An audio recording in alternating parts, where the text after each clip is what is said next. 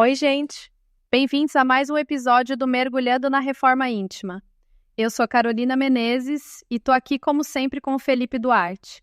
E hoje o papo vai ser daquele jeito, ao mesmo tempo desconfortável e libertador. Olá, pessoal. É verdade, Carol, porque a gente resolveu encarar o epílogo de Reforma Íntima Sem Martírio, da Hermance Dufour, justamente aquele capítulo que joga um espelho na nossa cara e pergunta: e se você descobrisse que é só meio humanizado? Você já se fez essa pergunta?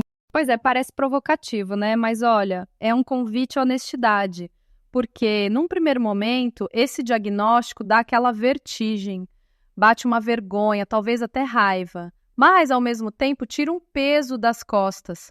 A gente vai explorar porque reconhecer essa meio-humanidade pode ser o começo de uma transformação de verdade, sem martírio, sem máscara, sem culpa excessiva. Vamos juntos olhar esses espelhos desconfortáveis hoje? Sabe o que eu vejo demais em grupos espíritas, e até em mim? Esses dois extremos. Ou aquela ânsia de virar anjo do dia para a noite, tipo uma obsessão com perfeição, ou então o derrotismo. Não adianta tentar, eu sou um caso perdido mesmo. Total, Felipe. E o mais louco é que os dois acabam levando ao mesmo lugar. Martírio, sofrimento inútil e aquela sensação de que a reforma íntima é um fardo impossível, né? Demais. Isso me lembrou de uma fala do Hahnemann, que a própria irmã cita. Segundo a ideia falsíssima de que não é possível reformar sua própria natureza, o homem se julga dispensado de empregar esforço. É uma armadilha mental. Um lado quer ser santo instantaneamente, o outro lado desiste antes de começar. E a gente vê isso o tempo todo. Tanto aquele pessoal que gruda nos chavões, só para parecer evoluído, como quem repete: a reforma íntima não é para mim, não vou dar conta. Em ambos tem falta de autocompaixão. E, na real, pouco conhecimento do próprio estágio. Eu adoro como a Hermance não passa pano. Somos, sim, meio humanizados. Não somos mais só instintivos, mas ainda não somos plenamente humanizados. Ou seja, a gente saiu do reino animal, pensa, sente, reflete, mas está só nos primeiros passinhos da humanização integral. Isso aí. E ela ainda compara com a resposta dos espíritos na questão 793 de O Livro dos Espíritos. A gente só terá direito de se dizer civilizado quando remover os vícios coletivos e praticar caridade. Até lá, somos só povos esclarecidos, meio humanizados mesmo. Dói ouvir, mas é libertador assumir. O legal é enxergar o paradoxo. Como é que o imperfeito pode se aperfeiçoar? Parece impossível, mas é a nossa chance. E o melhor é que as forças para evoluir já estão em nós, mesmo se a gente ainda tropeçar o tempo todo. Sabe criança aprendendo a andar? Ela cai, se rala, mas cada tentativa fortalece os músculos. O mesmo com a nossa moral. Tem o instinto transformado, aquela energia que vem da zona mais bruta do ser, que pode virar combustível, não barreira. A dor evolutiva, esse desconforto de perceber as próprias sombras, vira um motor para mudar, e a vontade nasce de um desejo de ser melhor. E a chave está na consciência, né? Quanto mais a gente sabe onde está, mais acelera o progresso. Os espíritos dizem que o progresso só acelera mesmo quando há consciência de si. E ninguém vai exigir de nós mais do que podemos dar no momento. Força absoluta, de super-herói, esquece.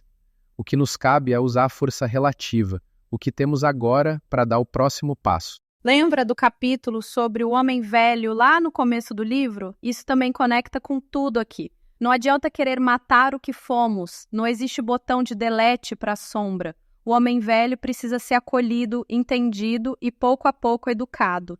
Exatamente. A energia primitiva pode ser canalizada, transformada em virtude. O exemplo prático? Fui grosseiro, percebi, consegui voltar e pedir desculpa. Pronto, já diminuí a força da sombra. E o apóstolo Paulo, no Novo Testamento, já dizia: pela graça de Deus, já sou o que sou.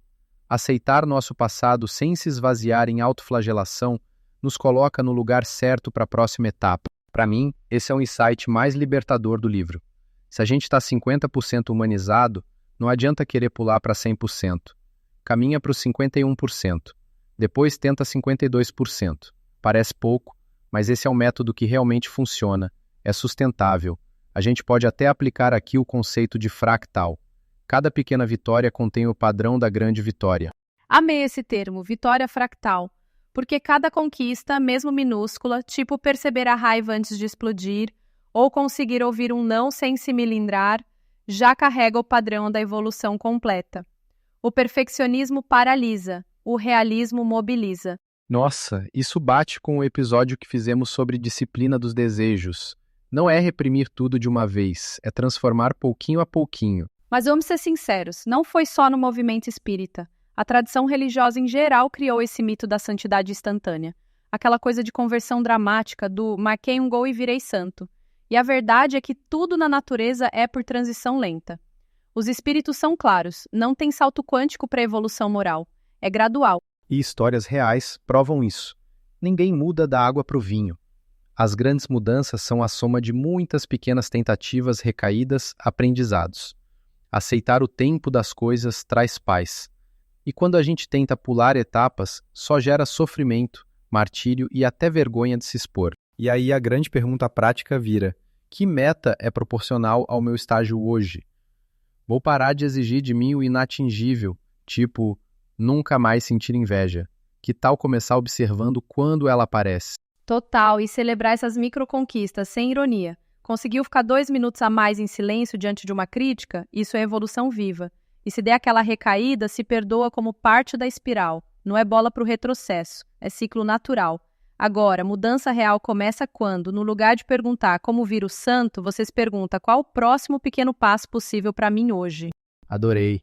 E para quem está ouvindo, já vale o convite. Experimente listar diariamente só um passo pequeno, só um, e veja como de grão em grão se constrói toda uma nova colheita. Eu vejo uma redefinição linda de coragem aqui. Não é a ausência de medo, nem a vitória total sobre si mesmo, mas persistir mesmo sabendo dos próprios limites. E olha, essa coragem só quem reconhece as próprias imperfeições consegue ter de verdade. E ela é poderosa, parece invisível, mas atrai auxílio espiritual real. A gente acha que só quem é quase perfeito inspira, mas não. São as pessoas comuns, imperfeitas, que não desistem, que mais motivam quem está do lado. Humildade legítima é um imã para ajuda. E ser meio humanizado, longe de ser vergonha, é nosso melhor ponto de partida para ajudar e servir. Eu fico admirado da forma como a irmã se une psicologia profunda e espiritismo de um jeito prático. Porque reconhecer a própria sombra, entender os mecanismos internos, tudo isso é reforma íntima concreta, não é só discurso. A reforma íntima sem martírio tem que ser integrativa. Olhar para a psique, para a emoção, para a espiritualidade.